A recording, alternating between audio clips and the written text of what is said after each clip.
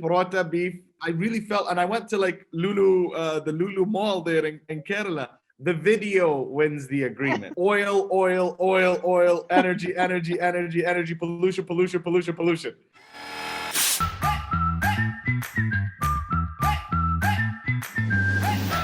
Hello everybody, welcome to FTQ Face This Question with me, Rekha Menon. Today I'm so honored and privileged to bring this celebrity in front of you because I'm a big fan of him right from the Insta days. And I think he's a man of few words, but his videos speak volumes. He brings the best content in his videos in form of humanity, care, family, laughter, all true to heart. Today, I am happy to introduce Khalid Al Ameri in my show, and he is a YouTuber, social media influencer living in UAE. You all know him. And I'm so happy that Khalid gave me some time to interview him and ask 3 questions from my show. So over to you, Khalid.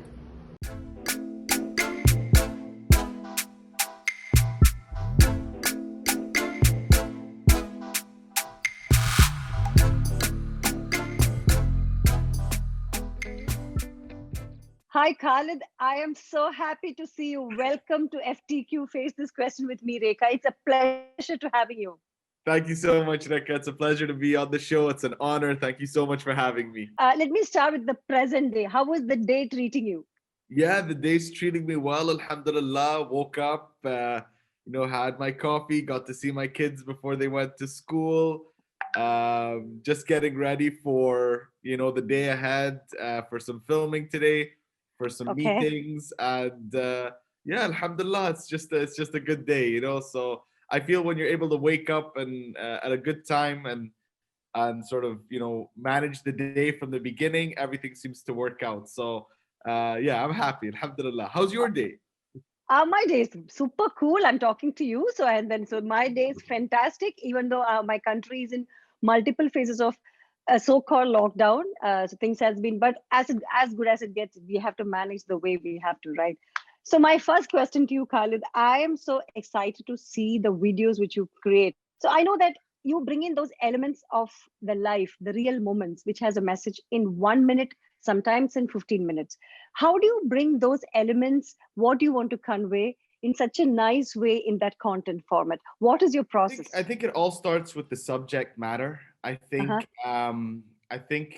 I look back at like things in my life, moments of sort of clarity, moments of growth, moments of learning, moments of awkwardness, of humor, of all these types of moments. And I think what would be a good subject that could, number one, entertain people, but also inform them at the same time.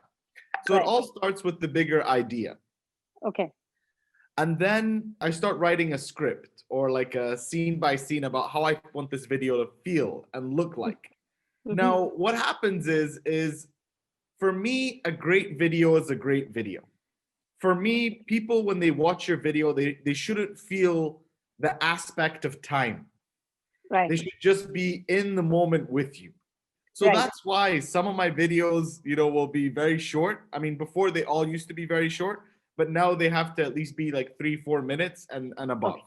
Yeah. So for me, it's like if the message is complete in 3 minutes, then it's 3 minutes.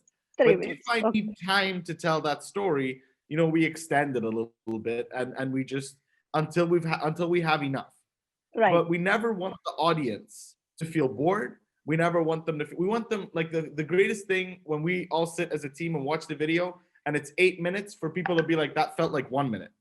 Right. And that's basically how we do it. So for me, it's just I look back at moments of my life, questions that I got asked from my audience and my messages, and use that to come up with subjects to talk to with people. How do you feel the audience this will work and this will not? Sometimes have you pushed something out which you felt will give the biggest hits, but it did not? But whatever which was less, I mean not less, but you would have just done just like a video which became an overnight hit. I think, like, we all know the biggest failure we've had as a video. My whole team knows that. We talk about it all the time. It's like the one thing. Okay. And the thing is, it's the video that I think we invested the most energy and time and money. Okay. So, and it was the worst ever. And this was a video, and the title of the video was How to Ride a Camel. Okay. Okay. And it was the first day of Ramadan. Oh my God. Okay. And the team had me waking up right after Fajr prayer. So Okay. the prayer in the morning when we start the fast. Mm-hmm. And from there, I had to drive 2 hours to where the camel camp is. And Oh, the Ramadan, I think this was 2, 3 years ago, was in the uh-huh. summer. Okay. So we were filming with the camel, and I was, going through everything from around 7 a.m. till 3 p.m. No food, no water, and I was finished by the end of it. And we edited the video, and we all sat around. We think, oh, this is gonna do millions of views. It's so good. And 3 years later, I think the video hasn't even crossed 90,000 views. How does Salama compliment you and also critique you in a day-to-day life, in your business, in your YouTube creation? Sarama is like a huge part of the creative process. She's a Uh-huh. huge part of the humor and the dynamic Yeah. that comes Yeah. alive in the videos that we do. Right. And we really enjoy working together, because we bounce ideas off each other. Mm-hmm. We get into disagreements. We have she's a good creative, like ping pong playing with her, Yeah. like back and forth with the So ideas. hold on to that thought. Who wins when there is an argument? The video wins the agreement. Good one. So what happens is we film if we both have different ideas, we Uh-huh. film them both, Okay. and the one that the edit team thinks is the funniest Okay. wins. So the video Okay. always wins. Okay. There's no ego here. We always want to do what's best for our audience, but we also want to hear all our voices, all our opinions, all our thoughts. With this, I need to go to my first quiz question to you. Face this question to Khalid Al Ameri with FTQ with Rekha. Are you ready, Khalid? I think so, yeah. Which is the smallest emirate in the UAE? Ajman. Correct answer. I don't have any presents to give you, but it's a huge happiness that I know this because I did a video on Ajman, and when we were researching and stuff like that, I had to make sure that I had all the data and all the facts and data. everything Yeah. correct. I know you enjoy the best of both worlds where you have a Scottish mother and an Emirati father. So how much are you Scottish and how much are you an Emirati, Khalid? Wow, I think I'm a good balance between them both. Mm-hmm. I would say obviously I was brought up in the UAE. I was Okay. raised, as an Emirati. I represent my country in, all different things. I'm a proud Emirati, a proud Muslim. Okay. But for me, my mom's influence is gonna be with me forever, and Okay. the way that I think about the world, and the way that I think about love and community and tolerance and Okay. understanding different cultures and different people. So I would say I'm a good split between them both. Um, Great. I think I try to do my best to take the best of both worlds and combine them in a way that sort of allows me to be productive and allows me to have an impact on the world. All right. That's a perfect answer. And I'm expecting that as well. So I saw in one of your videos that you actually worked for 6 years, and you were not happy about it. And you wanted to, you wanted to just come out of your comfort zone to do what you will make you happy. People who are watching this video, I'm sure most of us pass through such kind of consequences in life where you have supposed to, you hate your job, but you have to go. Of course, you have to pay your bills, all kinds of stuff. But how did you ensure that at the end of the 6th year that you will pull the plug and this is it, I'm going to do? So can you please tell us that secret sauce on how can you do things to make you one happy? I think everyone has their own specific responsibilities at that moment, and they have to prepare according to those responsibilities. So if Right. you're a young, single woman or man, living with your parents or with family members, then your responsibilities are very low. Right. I encourage people in those situations to take chances Right. because they really don't have much to risk. Yeah. Correct. If things don't work out in the risk that they take, they're still going to have somewhere to sleep. They're still going to have somewhere to eat, and then they can figure out Right. another path. Yeah. for Salama and I, as parents, we had two kids. So we had school payments, we had mortgage payments for our home, we have food, we have clothes, we have all these responsibilities and bills to pay every month. So for us, it was very important that whatever risk that we had to take, that we would have a cushion, a Mhm. time, because you need time to, when you make that decision to quit and leave, you need time to ensure Right. that that's a success. So for Right. me, we had about a year worth of savings. We could Okay. live 1 year without making any money and we would be okay. So we felt that if I was going to Perfect. take a chance, that would be enough time for us to say, is this going to work or is it not? So that's one very important Okay. point. So people think, yeah, I'm just going to quit my job and go and do, and no, it's not all, go to the beach and yay, I'm free. No. When I quit my job, I came back home straight away and started working and didn't leave the house. Yeah. So Yeah, that's it. for me, it's about that. Yeah. Second, I think it's about your frame of mind. Okay. So for me, it was very easy. It's a very easy choice when you think about these decisions in the grand scheme of your life. So think about it like this. Do you Yeah. want to take a chance? If you can, do you want to take a chance on something you love, on something that you want to do, on something that you know will make you happy? Or do you want to stay in somewhere that you won't be happy for the rest of your life? So Yeah. imagine you're 25, when do people retire? 65? Do you want to be doing that for 40 more years? Right. Right. For me, if you can Yeah. take the chance, you take it. And I get it. Not everyone's in the same situation. Not everyone has the luxury to be able to take those opportunities and take those chances. Some Yeah. people have to work and have to grind. And I get that. Right. I was in that situation. What I Yeah. encourage people to do is to use wherever they are, what is not making happy, as a way to get Way to. and get opportunities to create the life that they want. Yeah. Are you ready for my second question? Face the question with Rekha and Khalid. Yeah, sure. I get You'll be nervous with these questions. no way. It's such a easy questions. Okay.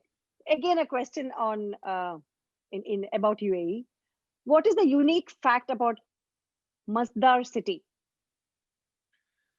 So Masdar city was created under the ethos of, you have everyone who looks at the UAE and Okay. says oil, oil, oil, oil, energy, energy, energy, energy, pollution, pollution, pollution, pollution. So Masdar city was created as this, city within the desert that Yeah. could show the world that we could have sustainable solutions to living, that we could live in a sustainable, in a clean way. Yeah. And they are doing great work there in terms of research, in terms of developing Mm-hmm. houses and forms of living that are sustainable and can Right. ensure a cleaner and more sustainable Environment. world. Yeah. It's like a zero carbon and no car, it's a car free kind of a first city, right? So I think they're fantastic. yeah. So Fantastic. We are doing great. So now I have to ask you a question that is about my state, Kerala. I mean, I know uh-huh. that for a Malayali, we cannot take a Middle East out of a Mallu or a Mallu out of a Middle East because we are 100%. there everywhere. Yeah. So I Always. remember first time when I visited Dubai, which was on a small kid, I went to the shop and one Arab spoke to me back in Malayalam and I was like shocked. And so he said, no more to see in this world.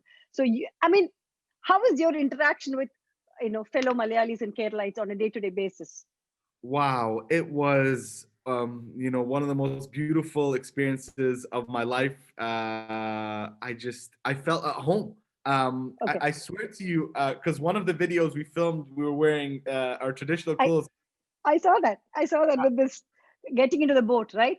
Yes, and literally every person I would walk past was like, Sharjah, Dubai, oh, Ajman, my brother, my uncle, my father, I work there, my Yeah. mother, my sister. Everyone there is connected to the UAE. Everyone. I really felt, and I went to like the Lulu Mall there in Kerala, and I thought I was back in Abu Dhabi. I mean, it was the same shops, the same outlay, the same people. In your day-to-day life, do you interact with Keralites a lot? I know that Aliza is a Malayali, but still. Oh yeah, I mean, I don't think you. I mean, but like Alize and Shahnaz are both on our team. Okay. They're Malayalis, and we learn about Malayalam more and more every day, so they're a direct connection. What Um, is the Malayalam word you get? I mean, usually, what is the Malayalam word you have learned from Alize and in your team, from your team members? they're usually nicknames, so I know that we always we know her mom. Like her mom is like very special to us, so we call her Umili, Umili. which is like Okay. a nickname in Kerala. So yeah, but like for me, I'm always listening to them, but it's just so hard to sort of. Uh, Yeah. it's like You will never get it. I can't. I try to pick up like a little bit. Like I ask her, like I always ask her, like how do I say this word or how, and it seems like a sentence to say a word, and it's very difficult. And she always tells me it's like one of the most difficult languages to learn.